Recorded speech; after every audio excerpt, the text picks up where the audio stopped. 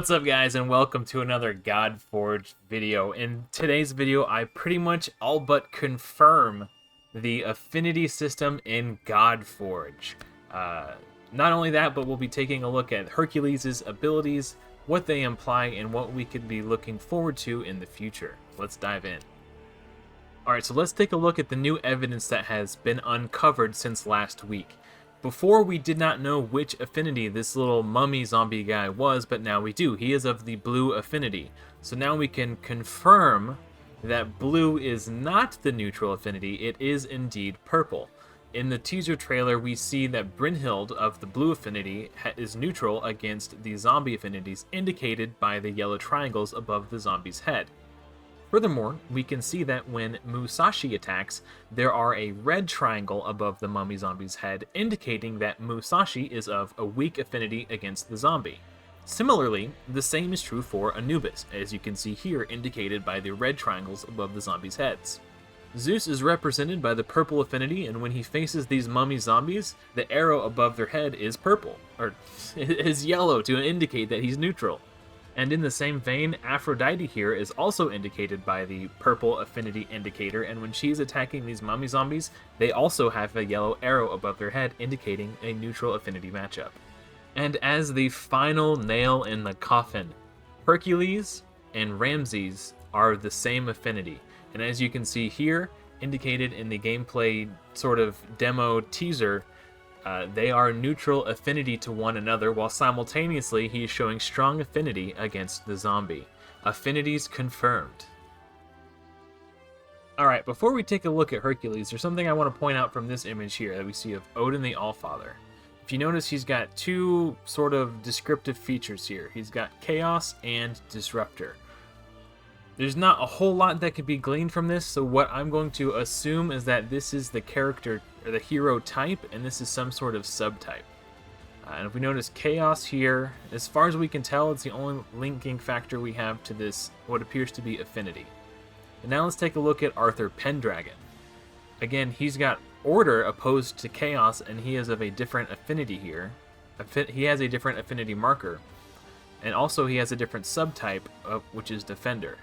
Now, if we look at Hercules, he is also of this red sort of affinity marker, and he is also of the Order type. This could be a coincidence. It's still too early to tell. We don't have enough definitive information to make any definitive conclusions, but the fact that there is some sort of correlation here is something to go on. But also, the subtype for Hercules is Brawler.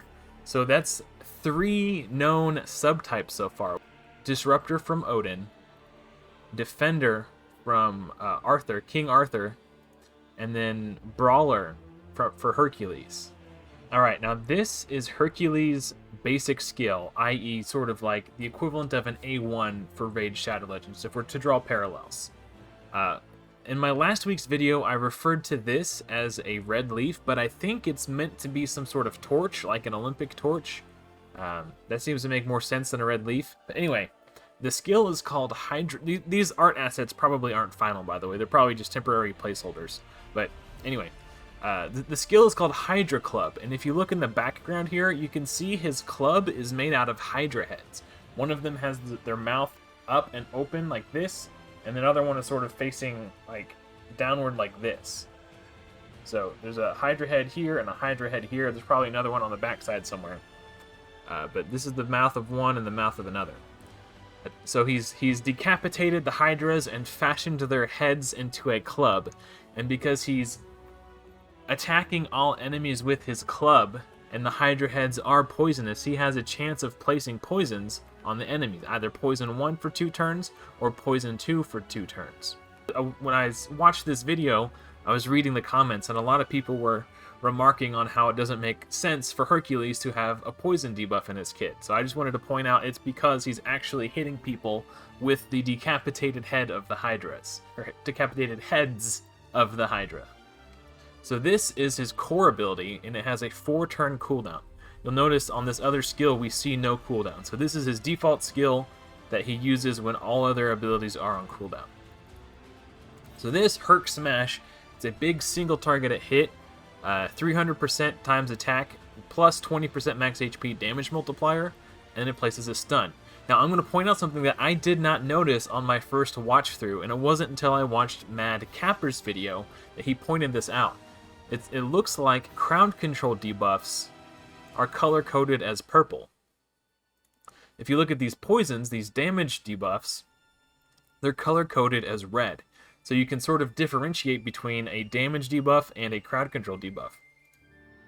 Furthermore, buffs seem to be coded as, or color-coded as blue. So he attacks an enemy, places a stun for 1 turn, will also place stun for 2 turns, will place stun for 2 turns and deal double damage instead if he's under an immortal buff.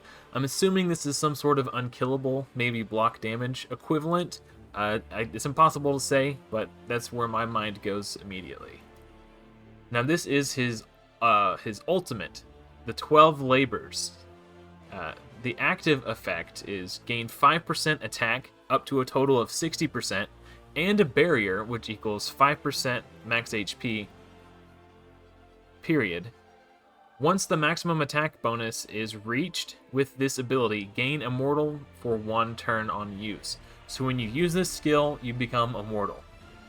Now, it says Generator, gain 400 divinity when killing an enemy. So as far as we are aware from this limited piece of information, divinity probably equals ultimate charge, and I'm assuming maybe you have to get to 1,000 divinity before you use an ultimate. But there's something very specific that Simon said in the last video that indicates that there's more to it than just this. And then there's ways for him to gain extra divinity. Did you hear that? Gain extra divinity. Meaning, there's some sort of passive divinity gain system in play, probably from attacking, or maybe just whenever you take a turn, who knows. But there seems to be some sort of passive universal divinity system that allows you to gain ultimate charge, and then when he kills an enemy, he gains bonus divinity, extra divinity. So while we still don't know what exactly it is that gives the universal divinity gaining system, we do know that this generates additional or extra divinity whenever he kills an enemy. So we'll just have to keep an eye out for clues in the future as we move forward. And this has a 1-turn cooldown, so effectively, if you can just kill somebody every single turn... oh, I see. So I'm assuming you could only gain 400 divinity per turn. So if you kill somebody, you'll gain 400 divinity. But if you do like an AoE 8-1, for example, since that's, his basic skill is an AoE, if you kill 4 enemies, I don't think it gives you 1,600 divinity. I'm assuming that's what the 1-turn cooldown means. So you can't just... ult every turn and go to the next wave, one-shot them, get your ult back, that sort of thing. So, okay. I'm assuming that's what that means. Or maybe it's the active part that has a 1-turn cooldown? Who knows? I guess we'll have to wait and see. Now, this is his passive. This is pretty cool. So, it's 0 to hero. When an ally would receive fatal damage, Hercules will gain 20% max HP up to a total of 60%, and then take the damage for that ally instead. And this has a 4-turn cooldown. So it redirects, I would equate this to sort of like the ultimate Death Knight passive, only instead of happening every single time no matter what, it's only to intercept a singular fatal attack. So that's pretty cool. So it's good, but it's not like too annoying, right? So this is what the current... This is probably not final. Everything you see here is subject to change. But this is the current stage select screen. Man, this is just really cool. Like, the fact that you can see the pyramids in the background with the smoke, like the clouds and all of it, it just looks really cool and beautiful. I like it a lot. It's just really pretty to look at. But there's a couple things here that I would like to point out. First of all, it says setup number 3. So it looks like we will have some sort of AI setup akin to what we see in Raid Shadow Legends. Fingers crossed that's what that means anyway. We can see an energy system in place here. He's got, what is that, 4,885,000 energy? I don't know if that's a lot. It doesn't say what the energy cost for the battle is. But yeah, there's a 1, 2, 3, 4, and 1, 2, 3, and 4 star sort of ways to defeat this campaign battle. It is campaign at the Aru realm, and if you beat the Aru realm using only Aru heroes, you get this this special purple star here. And then here it says enter reliquary, and there's a checkbox. I haven't heard them say anything about reliquary or what that could possibly be. But let's take a look at the combat stuff. Okay, so this is the part that I wanted to point out specifically. I've got a little cheat box up here. I can just turn things on. So we're just going to say always alt.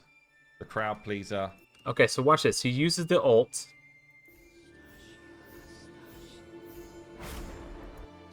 And it's still his turn. So it would appear as though using an ultimate ability doesn't take your entire turn. Because he used the ultimate there. And let's also say no cooldowns. And he used the ultimate back. He used the ultimate back to back. And it didn't take his turn. Or strength we gain. And then he attacks. That's kind of cool. So we're unfortunately, where he has positioned himself, he's blocking the Hercules avatar, so we can't really. There's a ultimate gauge next to the hero portrait, and you can see it filling up. So unfortunately, before he switched that on, we can't really tell how much divinity he's gaining every turn before he attacks. I don't know if that was intentional or not, but I believe it was. I think they don't want us to know this information yet. And you get a flavor of it. So, also right here, you can see the poison damage. Poison 1, 873 damage.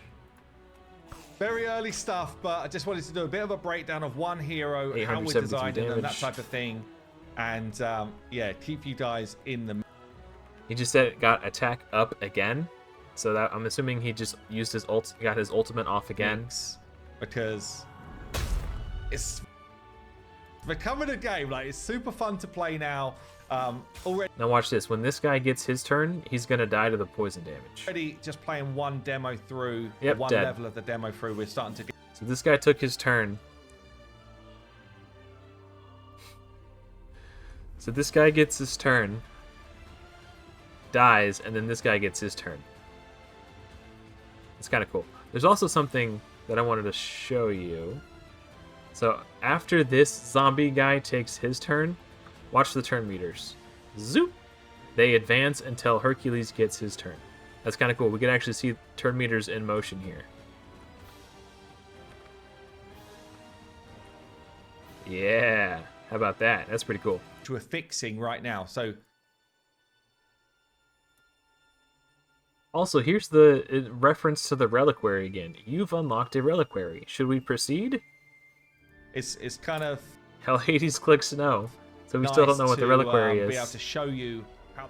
A special thank you to my legendary tier channel member Dex for your continued support, and thank you to the rest of you for watching till the end. If you enjoyed the video, make sure you hit the like button. That lets YouTube know that what I'm doing here is good, and it makes it more likely for them to push my videos out into other people's channels, which goes a long way towards helping me grow.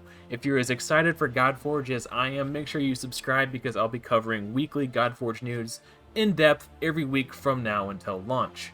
But anyway, that's going to do it for me, guys. Hopefully, I will see you all in another video soon. But until next time, everyone, take care.